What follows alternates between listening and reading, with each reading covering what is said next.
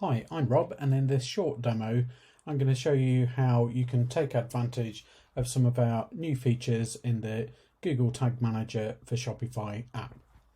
You can see here we have the Google Tag Manager container, and this is a brand new container, and you'll notice that it is completely empty.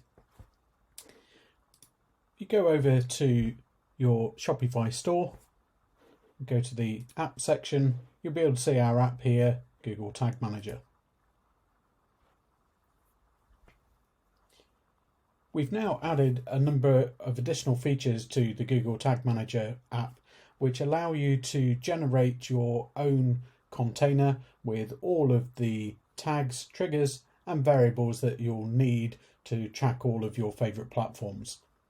The first task for you to undertake is to enter the container ID, and that container ID for Google Tag Manager can be obtained by going to Google Tag Manager, and you can see up here the GTM-ID, that's the one that we need.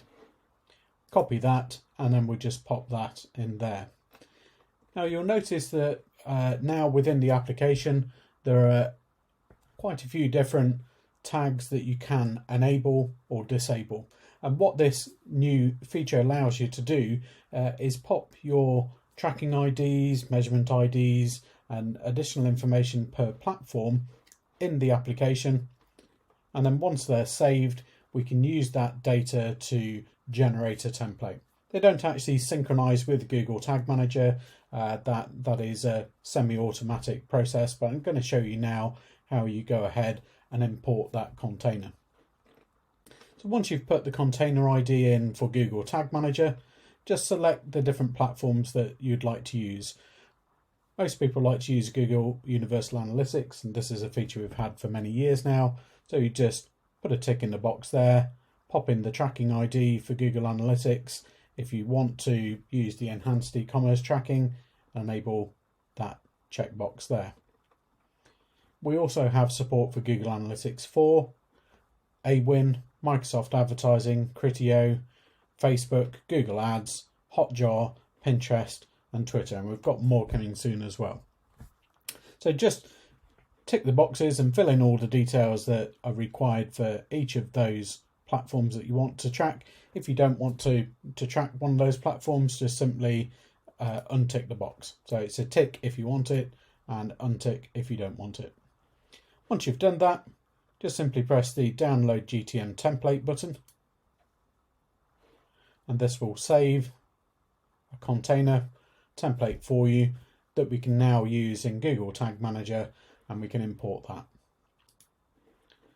To import the template that we've just created, go to the admin section, select Import Container, choose the container file, and you can see here it's just been downloaded.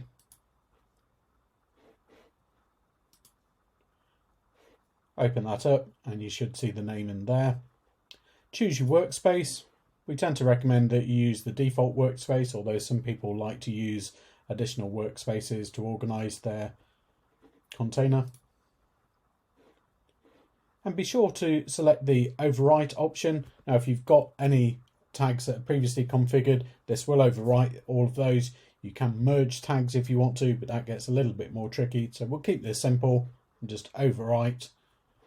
And then you can see a preview of what's going to happen in this case. On our demo account, it's going to add 37 new tags, 15 new triggers, and 98 variables. So we'll just click on confirm now. And that's the job done. You can see, if we go into the tags, you can see all of these tags.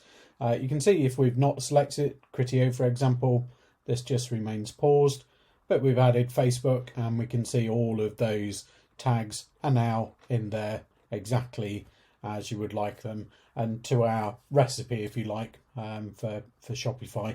So you can be assured that the tracking is going to work properly for you.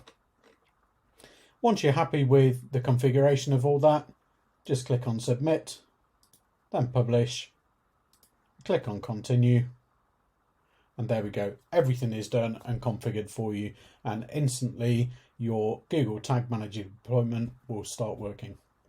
Thanks very much. And if you have any questions, please feel free to email us or contact us through the support help desk.